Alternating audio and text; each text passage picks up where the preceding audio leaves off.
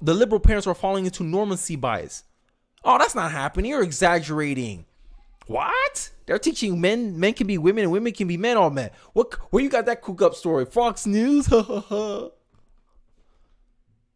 And then when their kid comes, blue hair and all, saying, "Mom, I'm a two-spirited." What's that? And not to hurt her feelings, you play along with it, enable their behavior, and then you go down a path where they make a permanent decision, all because of social media. Sorry? Have you compensated any of the victims? These girls, have you compensated them? I don't believe so. Why not? Don't you think they deserve some compensation for what your platform has done? Help with counseling services, help with dealing with the issues that your services caused? Our job. Now, so one thing I'll disagree here with Josh Hawley here is that this is not Zucker's fault. I know. I've been railing on him, but this is not his fault. Because at the end of the day, to me, this is the parents' responsibility. It's the parents' responsibility to protect their children. Not some corporate billionaire that don't even know your kid's first name. He don't even know what your kid look like. And we're going to hold him accountable for that? Now, he has a part to play. Yes, it's a two-part problem, right? But I'm looking at the parents because the parents have the direct access. The kid would never have the phone if the parent didn't pay for the phone. A kid, like, name me a kid that can have something without his parents' consent, without his parents knowing. Yeah, maybe a friend of a friend gave him a phone and they sneak use it. But end of the day, the parents are in charge of the household. They're responsible for everything that comes in the household and what they give to their children. If the parents want no internet at our house, how the kid's gonna function? Then they get exposed to this. Doctor tells 11-year-old girl she is in a perfect place to be taking puberty blockers to become trans. Should this doctor be sent to prison for child abuse? They get all these ideas, right? Studies came out that puberty blockers are not reversible. They cause a substantial amount of side effects, and they're still pushing this stuff. Who's more likely to let their kids do this? Liberal parents. And then, the results come in. Kids who do their transgender, whatever, who go through the gender affirming care, whatever, however they want to dress up what they're actually doing, which is chemically castrating children, chemically castrating their future generations. This is liberal parents for you. And then even after they chemically castrate their kids, the child grows up and still is fighting mental disorders, depression, still dissatisfied with their life, still have a high risk of being suicidal. And on top of that, they made a decision that they can never take back. All because of it's trendy. There's studies showing that this is a social contagion because the places with the most transgender kids are usually the most liberal places. And then the liberals are going to get mad when studies come out and says children of conservative parents at much lower risk for mental health issues. And they're surprised. What? How can this be? All the parenting books that liberals love to write out. This is my problem.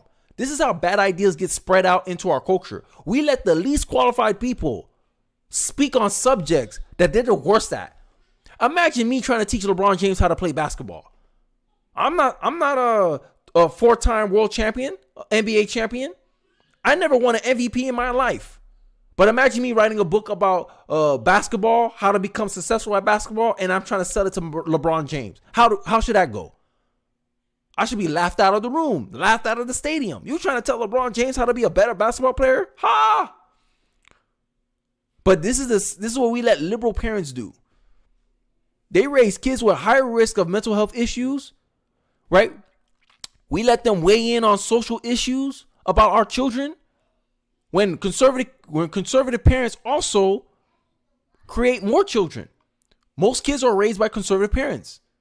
Conservatives have 2.5 kids while liberals have 1.5 kids. We have a whole kid more than them. Most kids are being raised by conservative parents, yet we letting the parents of the minority amount of kids trying to sit here and debate us and tell us how to raise our kids. But look at the results. Let's get into the study before I wrap up this stream. According to a new report, children raised by conservative parents are significantly more likely to have a stronger relationship with their parents at a much lower risk of developing mental health disorders than children raised by liberal parents. While the studies does not make the case that political ideology itself leads to much better outcomes for children, it does find a strong correlation between conservative political views and successful parenting strategies. The nonpartisan report, which is important, which was released late last month, is a joint project of the Brooks Institute, Gallup's, and the Institute of Family Studies. As Jonathan Rothwell, the study's principal author, notes, prior research on what factors influence adolescent mental health outcomes have been completely ignored. Parenting styles in the parent-child relationship, which Rothwell argued is the most important influence on whether a kid will have a mental health challenge or not. Right? The social media, spending time on social media. Like, I could take what I do for an example, right? I have more liberal like friends and parents that I know, and they don't value family time at the same way that I do, right? I like to read to my son, right? I like to take time. I like to go on walks. I like to play sports with him. It's like personal, real time. And I leave the phone behind. On weekends, I make it. I don't know if you guys ever notice, but on weekends, I never respond to any comments on my YouTube channel, on my Rumble, nothing. Because on the weekends, that's time just for my family. And I think I don't know, is this the mentality of most conservatives? And I believe it is ideological, because conservatives are taught to draw boundaries. Hey, I'm trying to preserve what? My culture, my traditions, my values to what? My children. And how can you do that? What's the best way you can do that? Spending time with your children. Having your children model and emulate the positive behaviors you display. Holding yourself accountable to a higher standard because you know you're an example to your children. Not like these liberal parents who want to be friends with their kid, who want to cater to their kid's emotional need. They don't want to make their kid feel bad. And this is how you raise weak and fragile people. And then when hard times hit, because as a conservative parent, my philosophy is it's better to raise strong children than to fix broken people. I'm going to say that again. It's better to raise strong children than to fix broken people. I pray for the strength to endure a hard life. And that's what I pass on to my son and my family. You don't pray for an easy life, son. You pray for the strength to endure a hard one. That is the philosophy of every conservative parent, whether they're able to articulate it like I did or they do it through their parenting. And I think that's what authoritative parenting do. Gentle parenting, all it does is coddle your kid's feelings. Your kid does something wrong. Oh, I don't want to hurt you. No. Me, when my kid does something wrong, I make him feel ashamed for what he did. Like I say, hey, this is not acceptable. This is not acceptable behavior. This is not how you carry yourself in society, son. And this is wrong. Here's the consequence. Time out. And my son understands, oh, I did something wrong. I'm not shouldn't be doing that. And this is why I believe the tendencies, and I told you some of the political inclinations of conservative parents, they protect their kids from a lot of stuff that will traumatize their children. And being exposed to LGBTQ content at the age of 6 is some of the most traumatizing thing that you can do to a child. But do you think liberal parents will listen? No. Okay. Hold that L. You do that to your kid. Don't cross the boundaries here. Because this is what conservatives, one thing about conservatives, we have lines. You cross it, hey, don't get mad at us when we react. Because that's the problem with a lot of liberals. They like to be provocative. They like to prod and poke. And when they finally poke their conservative and the conservative react, that's when they want to sit back and cry. They want to play victim. Because one thing conservatives don't play, they don't play with their kids. I'm a young father. I'm 27 years old. But hey, I don't play. My boundaries are very strong. I have a line. You do not cross it. Respectfully. But hey, let's continue with the article. Very conservative parents on average enjoy strong relationship with their adolescent children, and liberal parents experience the worst, Roswell writes. Conservative parents are 8% more likely to be in a good relationship with their adolescent child than liberal parents. And the gap is 14 percentage points between very conservative and liberal parents.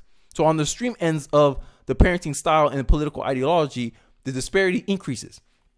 As a result, adolescents with very conservative parents are 16 to 17 percentage points more likely to be in good or excellent mental health compared to their parents with very liberal parents. And I always seen liberals, they always write this article about how our parents traumatized us and how we will not do the same to our children. And I think the biggest way you traumatize your children is by considering them like adults, right? by not caring about them, right? This is why a lot of their kids act out. Not having any expectation on your kids. Then your kids be, little Johnny's just on his phone. iPad kids. I don't like my kid don't have an iPad. My kid don't have any technology that's for him. He shares it with me or my wife. And we monitor that thing like a hawk. I remember when my kid accidentally went on Disney Plus and he watched the Proud Family's Woke episode. I was pissed. I deleted it that day. I think the difference between liberals and conservative points, I think the biggest one is how seriously a lot of conservatives take parenting their children, passing on their values, right? Oh, you're sheltering your kids from things that you don't like. So he's my kid. He can learn that on his own time. But when he's in my house, he's learning what got me here. And the results speak for itself. When the results speak for itself, then liberals, you can come to the table with your opinion. But for now, a lot of y'all don't got a leg to stand on. Yeah, look, and anyway, it's not like most parents are bad parents. Still, look, only 55% of adolescent liberal parents report good or excellent mental health compared to 77%. So it's not like liberal parents are doing bad. It's just conservative parents are doing it better, at least in this regard. I'm sure there's trade-offs too. My parents don't let me do whatever I want, but I think that's a good thing. I think it teaches kids discipline. The test methodology took into account both the parent's opinion of their relationship with their children and the child's opinion of their relationship with their parent. Notably, this relationship between conservatism and parent remains significant even after controlling for an extensive lift of parenting demographics and socioeconomic measures. As Roswell explains, a conservative parent are much more likely to employ more effective parenting strategies than liberal parents. Me being anti-gentle parenting and liberal parents tending to be more pro-gentle parenting, don't at me, including being able to effectively discipline their children while also displaying affection and responding to their needs. And that's something I need to work on, but I got my wife to balance me out. So yeah, we still good. The study also found that conservative parents more likely to value their own marriage, and that leads to a better relationship with their children. Values, caring, right? And I just did a video today about meaning in life. Like, what is the meaning of life?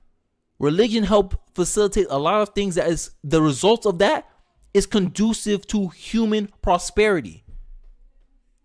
And I think this is why religion is actually a force for good in our society, not evil. In particular, when they become teenagers, unsurprisingly, children whose parents have a strong marriage are far less likely to experience mental health issues. Who's more likely to divorce, a liberal couple or a conservative couple? Traditional marriages tend to stay longer than more modern and liberal marriages. And I think that's just the inconvenient truth.